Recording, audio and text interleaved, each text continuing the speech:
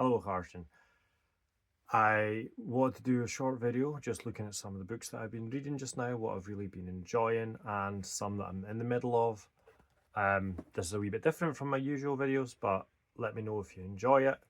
And as always, let me know if you've got your own recommendations, what you guys reading. I'm always on the lookout for recommendations as a voracious reader. Agus bheith an Gaelic, an Bearla, an Bearla Galta.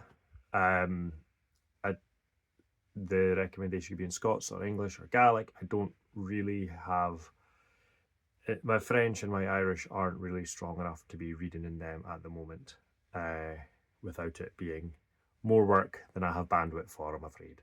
But labo you belting or choricking, be me rash and a canning and shin, gal. So the first book I want to talk about is a collection of poetry by Hamish MacDonald called Square Baw. And as you might guess, this is themed around football and specifically around the history of football and how football and history in Scotland links in with the lives and the hopes and the dreams of the working class. Hamish dives into a lot of his own family history, and that informs a lot of the poems. And there's just so many fascinating links between football and the communities that these teams emerged out of. There's lots of poems about teams that don't exist anymore, about the First World War and how the First World War interplayed with football. It's a fascinating collection. It's a beautiful book. Like, there's all these colored or black and white. Look at that. It's class. And most importantly, the poetry is fantastic. If you ever get the chance to see Hamish reading or performing any of his work, it's fantastic. You've got to get out and see him. He's an incredible performer and a wonderful poet, and this is an incredible collection, Square Baw. The next one that I've finished recently is a bit different. It's a novel in Ascension by MacInnes, who's from Inverness, and this is, I believe it's his third novel. This was longlisted for the Booker in 2023, but don't hold that against it. It's like hard sci-fi. It's a bit harder sci-fi than I would usually read. I like wizards in space, but this is a really, really beautiful and engaging look at life. I don't want to get into spoilers, but it moves from looking at deep sea exploration to space exploration, which you really see the parallels between those two worlds or spaces. And it's an incredible book. It's really, really moving and beautifully written. And I thought it's considerable. It's nigh on, just short of 500 pages. And as I say, I'm not really that into the harder sci-fi, so I thought it might be a wee bit of an ask. But I just tore through it, and there's scenes and there's passages that a few weeks later I'm still thinking over, and I'm going back and reading over again.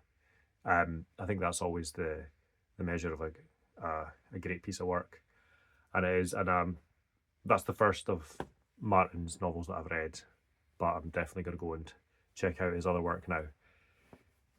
Rwyt the Gaelic Hami and Jeff being a Hobat at their hangachadh. Je novel skriveter en bekuchu Yoloch J.R.R. Tolkien.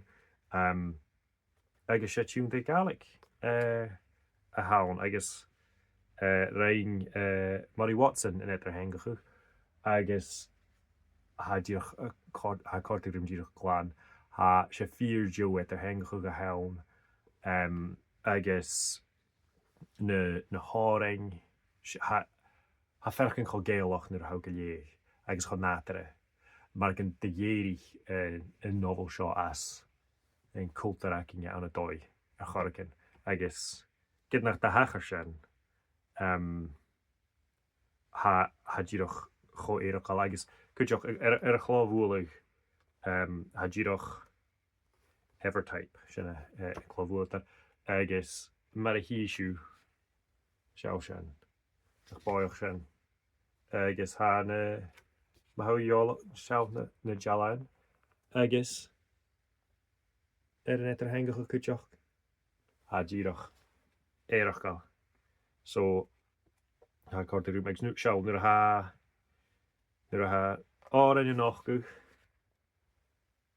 an a uaine nach báoch sin so a seo cortarúm go mí orstanach an má duine geolach ar mar í féimi siú inse ga go bhfuil operechaí anú ar hanna sem mé géirí tíirna an fáintin na sinna bh seaking ar Lord of the Rings agus spec mis J. Gaelic of us ar an Silmarillion ach ha sin féimach ar sin an ist dulí.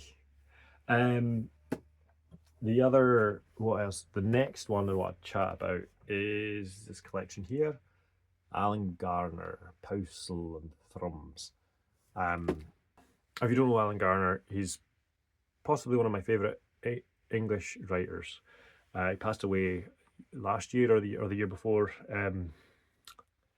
Maybe his most famous work is probably The Owl Service, which I think was adapted for telly at some point. I've never seen it, but it's an incredible novel. But his work is so rooted in the world that he's from, and I think The Owl Service is set in Wales, but the rest of his work is all I think 9 of his other novels are all set in the same valley that he lives in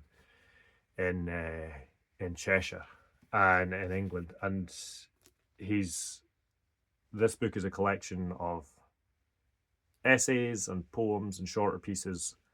There's incredible, the more you've read of his work, the more you'll get out of a book like this.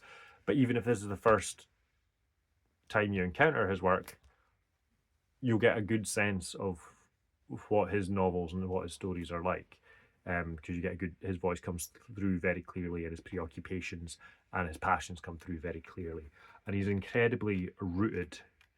There's a brilliant couple of essays. Well, there's many great essays in it.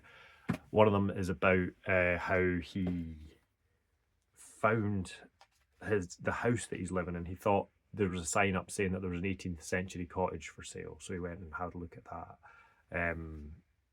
And he realised it was actually like a converted medieval feasting hall. So he managed to get his hands on that. Lucky bugger.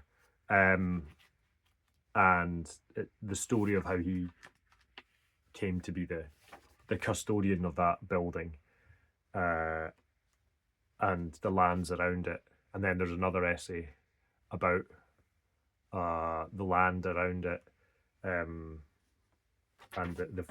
there's a wood nearby, and the work that he did on the wood as well is brilliant.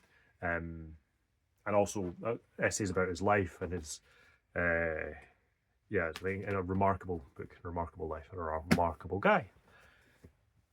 Speaking of remarkable guys, I've also just finished reading this book collection of John Moriarty's.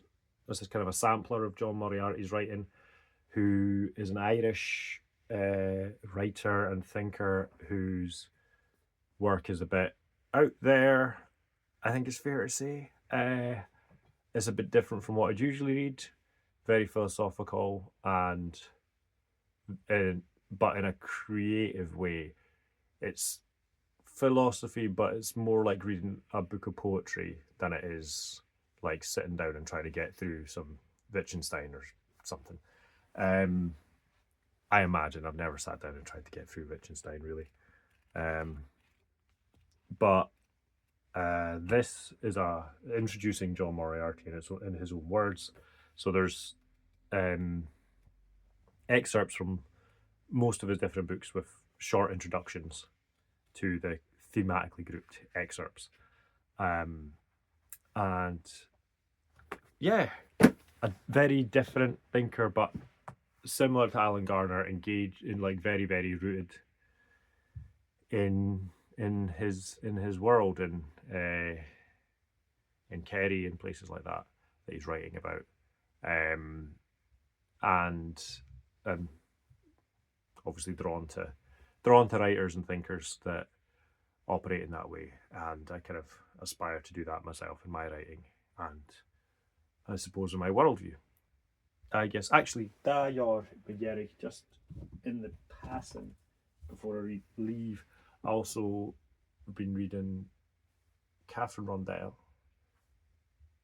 Why You Should Read Children's Books, Even Though You Are So Old and Wise, which is a great argument. It's a great wee short essay, and it's a cute wee, look at that, isn't that cute? It's the owl, it's the book, I love it.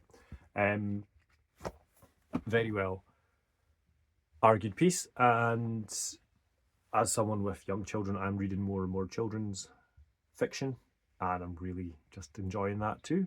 So it would be remiss of me not to talk about one of the pieces of children's fiction that I recently enjoyed, and it's another Katherine Rundell, with The Wolf Wilder, which is a beautiful wee tale set in kind of pre-revolution Russia, in the years or the times just leading up to the revolution. And I think I read a lot of kids' books because I'm trying to gauge what I should be reading with my kids. And this one, I think I'll be reading it in a few years' time, so I'm glad I read it rather than starting to read it with them. It's a wee bit dark for the ages they are. There's some scary violence. It's a story about wolves and Russian generals, so there's going to be some nasty stuff in there. But it's a lot of fun, and once my kids are just a wee bit older, I think they will love it.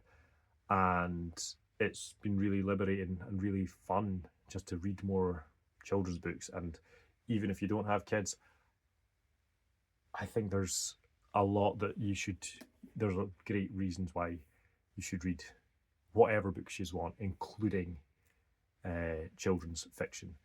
Because there's a quote in here, I'll end with that. If I can find it.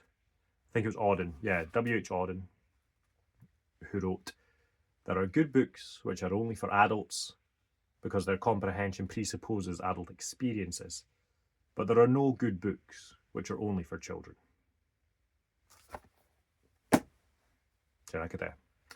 Cheers and drasta.